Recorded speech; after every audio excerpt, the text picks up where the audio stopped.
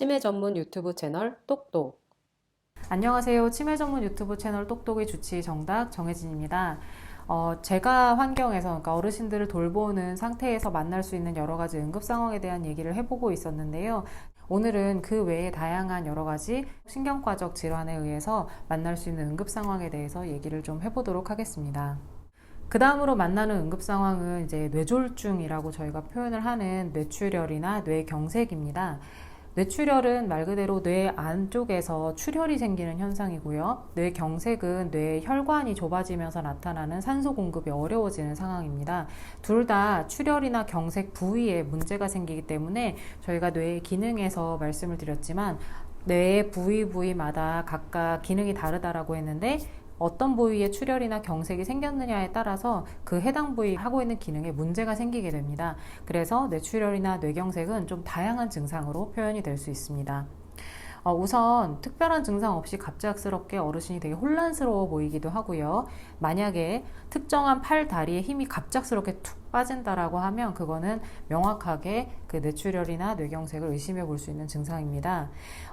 말을 이해하지 못하거나 혹은 평소에 잘 대화를 하던 분이 말이 어눌해지는 경우가 있는데요. 보통 저희가 어눌해진다라고 하면 어느 정도냐면 안녕하세요 라고 했을 때 안녕하세요 이런 정도로 알아들을 수 없을 정도의 어눌함이 나타납니다. 그런 경우는 언어를 표현하는 부분에 출혈이 생기거나 경색이 생겼을 때 문제가 생깁니다. 시력에 문제가 생기는 경우도 있는데요. 갑자기 안 보인다라고 하시거나 아니면 혹시 사물이 두 개로 갈라져서 보이는 그런 현상이 나타난다면 이것도 문제가 될 수 있습니다.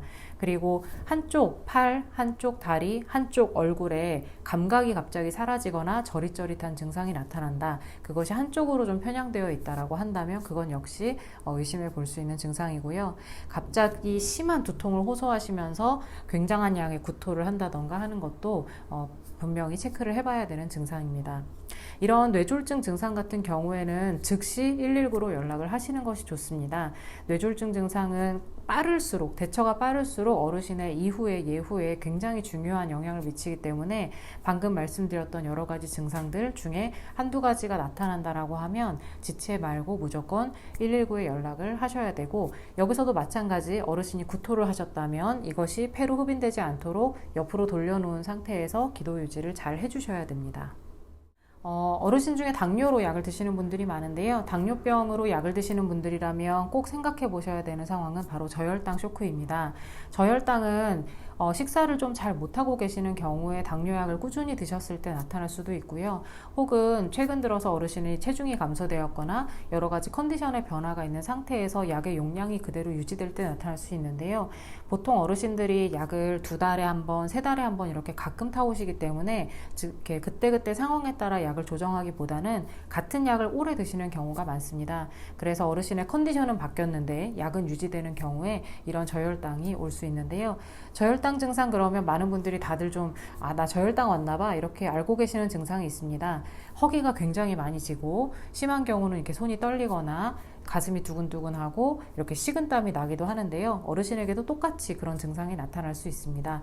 사실 이런 경우는 경증의 저혈당 증상이어가지고 만약에 집에 혈당계를 가지고 계신 상태라면 혈당 체크를 바로 해보고 만약에 혈당이 60 이하로 나타난다라고 한다면 바로 어르신에게 음료수라든지 초콜릿이라든지 꿀이라든지 하는 것들을 바로 드리면 되겠습니다.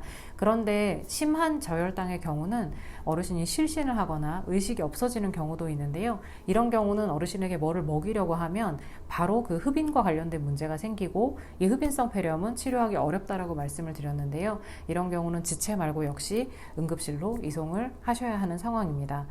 당뇨나 혈압약을 드시는 분들이라면 어르신 집에 혈당계랑 혈압계를 꼭 구비를 하시는 걸 권장을 하고요. 혈당과 혈압이 평소에 어떻게 관리가 되는지도 규칙적으로 모니터링을 하셔야 저혈당이 오는 것을 좀 애초에 예방을 할 수 있지 않을까 그렇게 생각을 합니다. 또 이제 어르신이 열이 많이 나는 경우들이 있는데요. 보통 열이 나는 경우는 응급 상황은 아닙니다. 그래서 어르신이 미열 38.5도 이하의 미열이 나는 상황이라고 한다면 그 상황에서는 적절하게 평소에 드시던 해열제를 좀 상비하고 계셨다가 드시면 되고요. 여러 가지 원인들이 있는데 폐렴, 방광염, 장염, 당낭염 이런 것처럼 감염에 의한 질환인 경우들이 있고, 또 하나는 어르신이 만약에 암으로 진단이 되어서 암 환자로서 지금 관리를 받고 계시다라고 한다면 그 암 때문에 열이 나기도 합니다.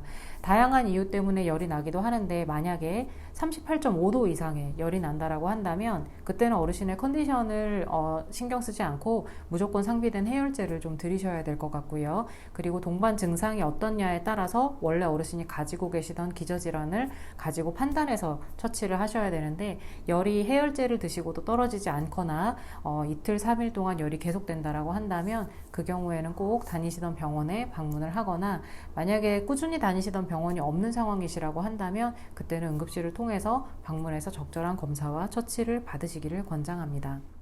지금 현재까지 이제 질환에 의해서 발생할 수 있는 응급 상황에 대해서 말씀드렸는데도 양이 좀 많은데요. 사실 가장 철저하게 예방을 할 수 있으면 좋고 말씀드린 것처럼 상황이 나타났을 때에는 빠른 조치를 할 수 있도록 여러분들이 이 상황을 좀 숙지하고 계셔야 됩니다. 우선 예방을 할 수 있는 여러 가지 팁을 알려드리면 가장 먼저는 워낙 기저질환이 다 있으시기 때문에 지금 현재 어르신이 어떤 질환으로 어떤 약을 먹고 있고 그리고 현재 어르신의 혈당과 혈압이나 여러 가지 상태가 어떻게 유지가 되고 있는지에 대한 정보를 잘 이해하고 계셔야 됩니다.